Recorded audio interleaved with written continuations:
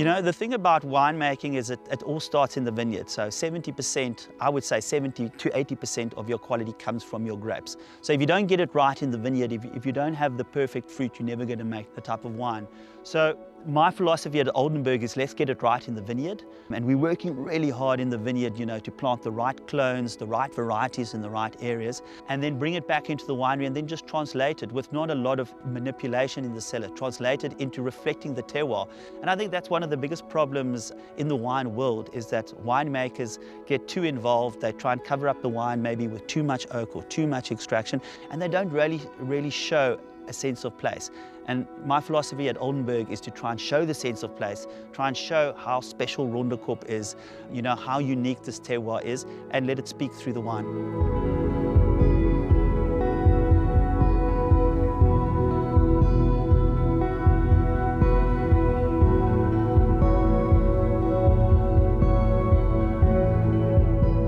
I think Christo brings a totally different dimension to Oldenburg, which I don't think's been here before. Before, you know, we had a lot of farm managers and, you know, they needed a lot of guidance. You know, we had Etienne de Blanche, the viticulturist consultant, coming in on a weekly basis, just guiding, you know, the farm managers through it. You know, with Christo on board, it's like we've got another Etienne. We've got someone with lots of passion, lots of experience, lots of drive, lots of energy, and great people skills. And that helps a lot on a farm like this because, you know, it's one thing working with the vine, but you can't do everything on your own and you need to work with the people, and Christo's extremely good at that. You know, what I've seen in the vineyards now, you know, with Christo involved is that our canopy management is just so much better this year. We're getting, you know, lots of sun on our grapes at the right time. And when the grapes are coming into the winery, we're just getting these lovely fruit flavors, very healthy grapes, nice and loose bunches, and small berries, you know. Syrah, I think this is the smallest Syrah berries I've worked with at Oldenburg, which just shows there's lots of concentration, the vines are happy.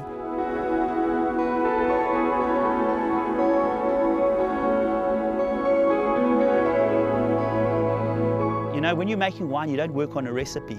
You take the climatic conditions, you look at the analysis of the grapes, and you put that together and you decide, what am I going to do to get the best possible product at this time? So a lot of science, a lot of chemistry, but then again, you know, you have that gut feeling when you taste something or when you see something, you know, how to go. If I'm walking in the vineyards, I use a lot of those senses. So I don't only look at analysis of the grapes, I taste the grapes, I look at the pips, I look at the fruit profile, and that makes me decide, you know, when to pick. Also, when blending, you know, seeing the different elements in barrel, tasting them, thinking, what will that taste together with that? So you get a feeling. So it's definitely a bit of both.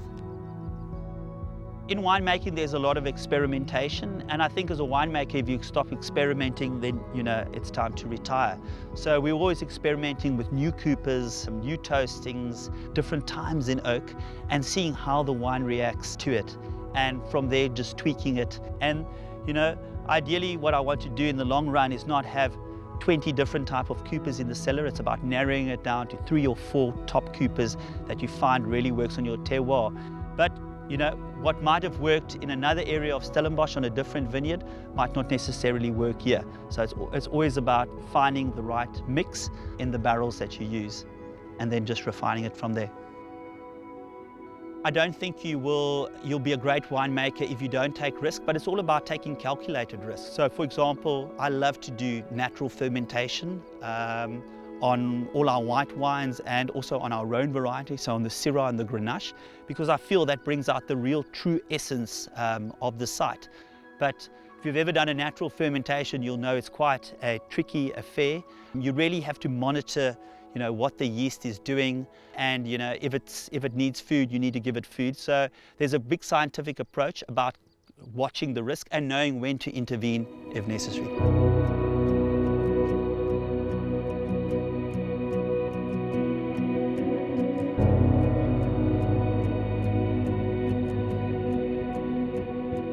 You know, I walk my dogs in these vineyards.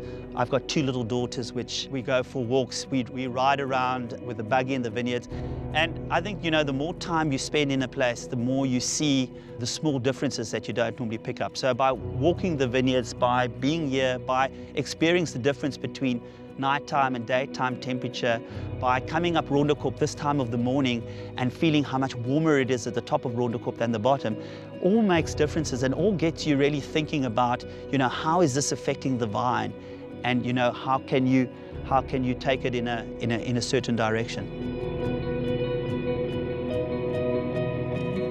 So during harvest, things can be very stressful. Myself and my team are working really long hours. You can't really switch off because things are happening. We have fermentations happening. So yeah, for me to relax during that time, I spend a lot of time running in the vineyards, up and down. I also spend a lot of time just walking through the vineyards, walking row for row, listening to music or to winemaking podcasts, and really, taking myself to a different place. And it's amazing, the more you walk through the vineyards, the more you look down, the more you pick up the small nuances, things that differ. And it might just, maybe walking, seeing one swirl type changing slightly, some more gravel coming into the swirl, might make you make a decision to, hey, why don't we pick this little section apart? And I think it's about micro-vinifying all these small little lots. Oldenburg is an amazing terroir. My goal is to come in and to learn from the terroir, to try and put all those elements together and to really show the true potential of the site.